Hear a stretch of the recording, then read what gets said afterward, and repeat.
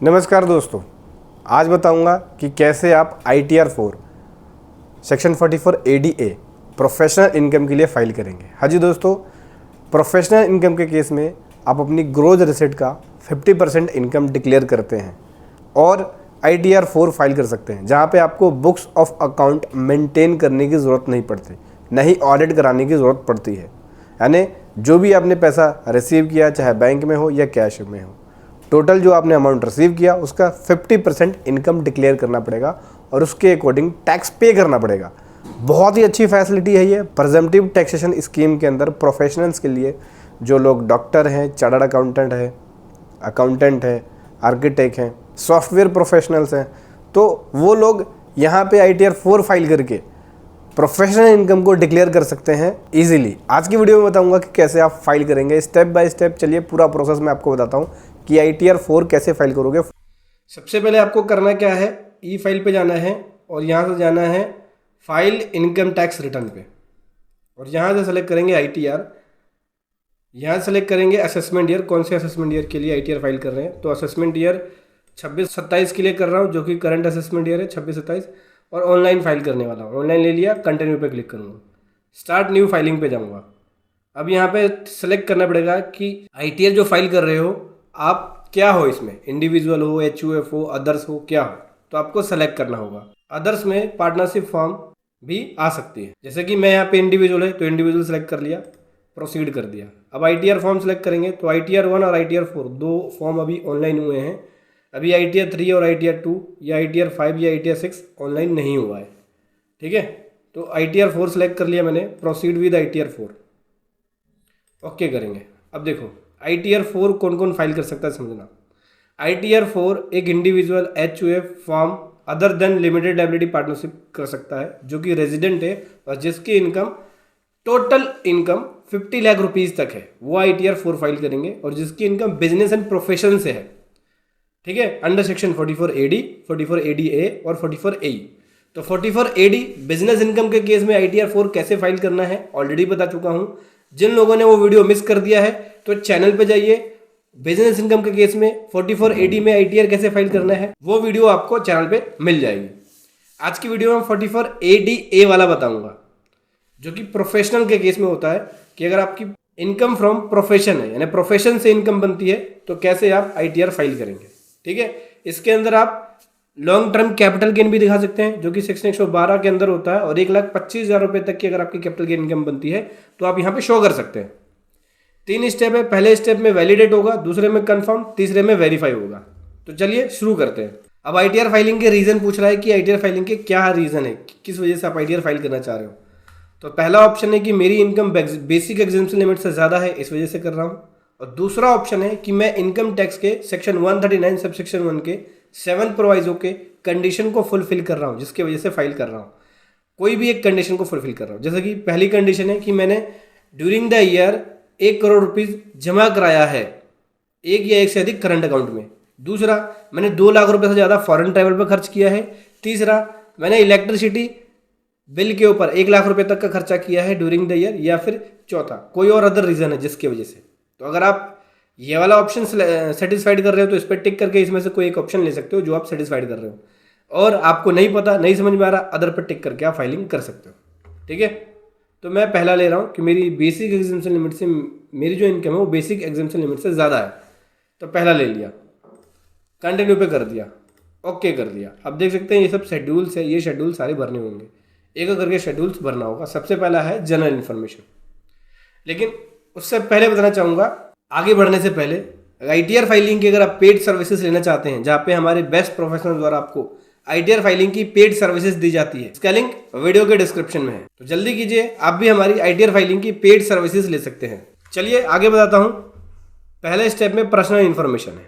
Personal information में जाके check करके, वेरीफाई करके, चेक करके कंफर्म कर देना है बस। क्या आपने पहले ऑल टैक्स रेजिम को चूज किया था? नहीं, नो। क्या आपने फॉर्म 10I फर्निश किया है करंट ईयर में ऑल टैक्स रेजिम के लिए? नहीं, नो। तो दोनों ही नो हो गए, मेरा नो कर दिया। अभी बैंक की डिटेल है, अभी कंफर्म कर देंगे। तो पहला स्टेप में तो कंफर्म हो गया। दूसरे स्टेप में ग्रॉस टोटल इनकम के बारे में बोल रहा है कि ग्रॉस टोटल इनकम आपकी कितनी है। अब देखिए, आगे बढ़ने से पहले मैं आपको एक बात और बता देता हूँ। आईटीआर फाइल करने से पहले आपको 2 काम ज़रूर कर लेने हैं। पहला काम, आपको अपना फॉर्म 26 एएस देख लेना है। दूसरा काम, अपना एआईएस और टीआईएस चेक कर लेना है। 26 एएस में जितना जितना टीडीएस कटा होगा उसकी इन्फॉर्मेशन मिल जाएगी, और एआईएस टीआईएस में जितना जितना आपकी इनकम, जिस जिस सोर्सेज से आपकी इनकम आ रही होगी वो शो कर जाएगी। जैसे इंटरेस्ट इनकम, एफडी के ऊपर इंटरेस्ट इनकम है, कोई और अदर इनकम है, तो वो शो कर जाएगी। तो वहाँ से देख के ही इन्फॉर्मेशन को फिल करें, ठीक है, आगे बढ़ने से पहले। तो चलिए ग्रॉस टोटल इनकम पे जाते हैं, ओके करते हैं। तो सबसे पहले इनकम पूछ रहा है income from business and profession. दूसरे में इनकम फ्रॉम सैलरी है, फिर हाउस प्रॉपर्टी है, फिर अदर सोर्स की इनकम है। तो सबसे पहले तो मैं बिजनेस एंड प्रोफेशन वाली इनकम को एडिट पे क्लिक करके यहाँ पे दूंगा। तो मैं अपनी आईटीआर फाइल कर रहा हूँ इस पे प्रोफेशन के अंदर फाइल कर रहा हूँ, 44 ADA के अंदर। 44 AD नहीं, बिजनेस नहीं है मेरा, प्रोफेशन है, तो 44 ADA लूँगा। शो डिटेल पे जाऊँगा। शो डिटेल पे जाने के बाद अब मुझे यहाँ पे अपनी प्रोफेशन वाली इनकम, उसकी डिटेल फिल करनी होगी। सबसे पहले बोल रहा है ग्रोज रिसिट्स दे दो, जो आपकी ग्रोज रिसिट्स है। किससे? प्रोफेशन से, जो आपने ड्यूरिंग द ईयर प्रोफेशन से ग्रोज रिसिट्स कमाया है। तो इसके लिए मैंने यहाँ पे एक पीएनएल और बैलेंस शीट बना रखा है, देख सकते हैं। हालांकि जिसका फाइल करने जा रहा हूँ ये कंसल्टिंग फॉर्म है इनकी, टैक्स एडवाइजरी कंसल्टिंग देते हैं, ठीक है। तो इनका फाइल करने जा रहा हूँ। इनकी ग्रोज रिसिट्स ये है जो इनकी सेल है।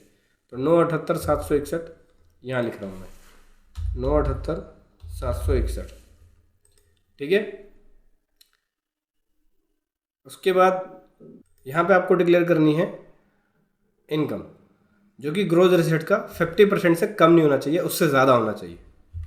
तो यहाँ पे देख सकते हैं नेट प्रॉफिट डिक्लेयर किया हमने। अगर नेट प्रॉफिट को चेक करें तो क्या होगा, नेट प्रॉफिट को डिवाइड कर देंगे सेल से, डिवाइड बाई सेल्स, और मल्टीप्लाई बाई कर देंगे 100 से। तो देख सकते हैं 67.60% है, यानी मेरी 50% से ज़्यादा का नेट प्रॉफिट डिक्लेयर कर रहा हूँ मैं। तो यहाँ लिखूँगा मैं 661, 615।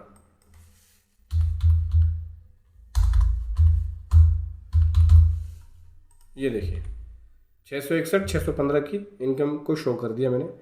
अब टोटल इनकम जो बिजनेस एंड प्रोफेशन से वो ये है 661, 615 की। सेव कर दिया।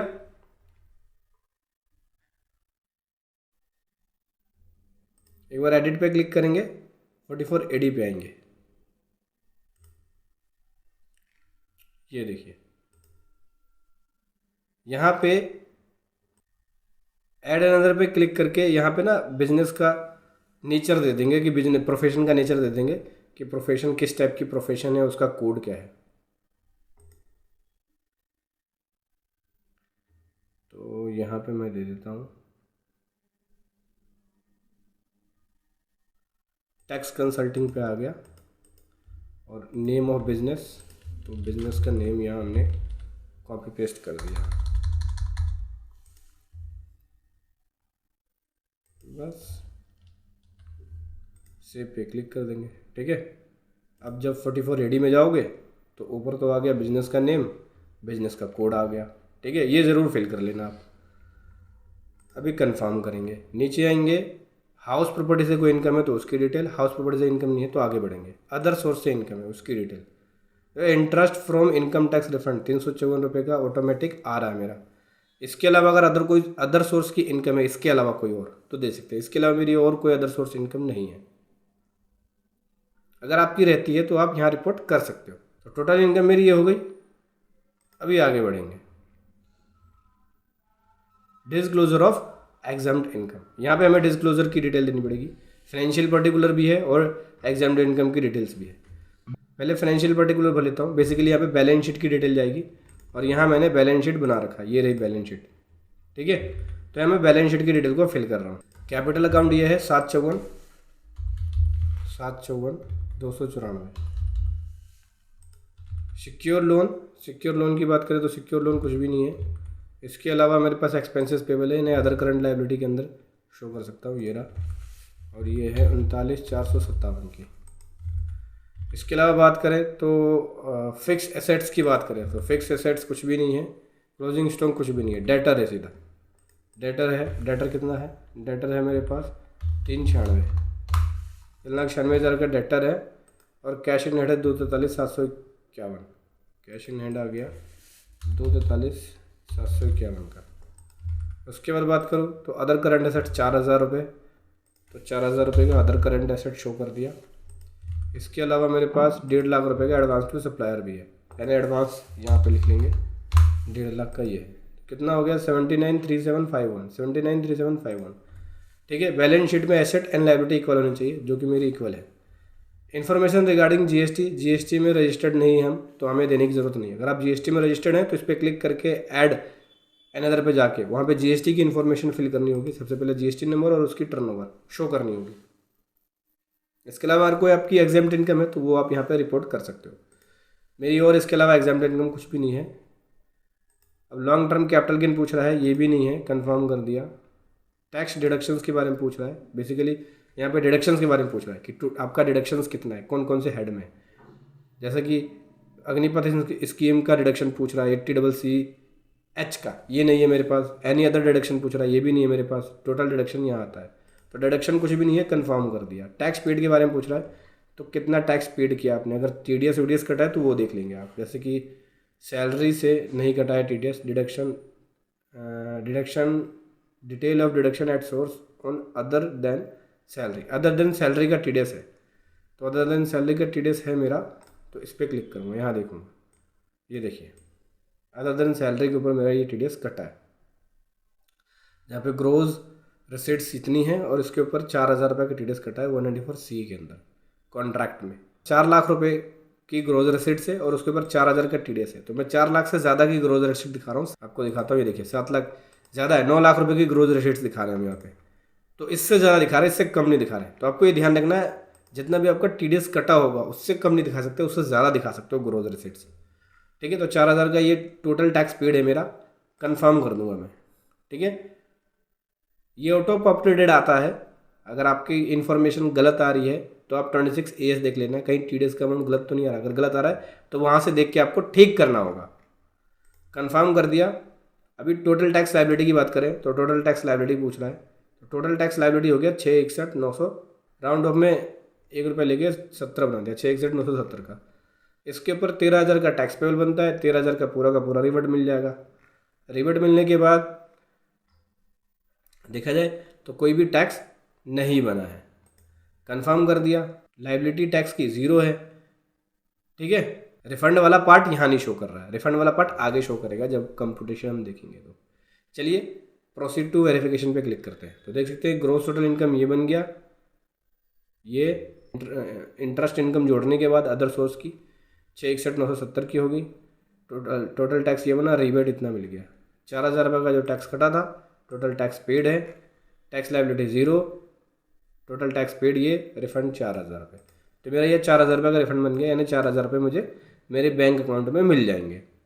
अभी क्या करूँगा, प्रीव्यू एंड सबमिट रिटर्न पे जाऊँगा।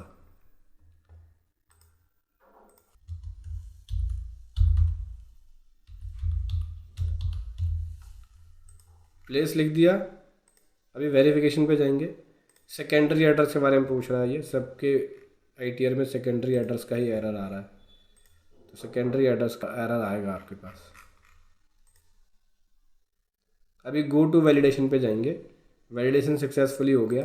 प्रीव्यू पे जाएंगे, यहाँ प्रीव्यू दिखेगा, देख सकते हैं प्रीव्यू भी सही हो गया, वैलिडेशन ओके हो गया।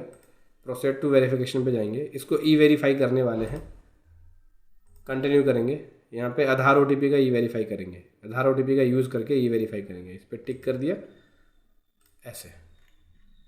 अब कंटिन्यू कर देंगे, एग्री पे क्लिक करेंगे और जनरेट करेंगे आधार OTP। अब जो OTP आया है वो OTP यहाँ लिखना होगा। चलिए लिख लेते हैं OTP को।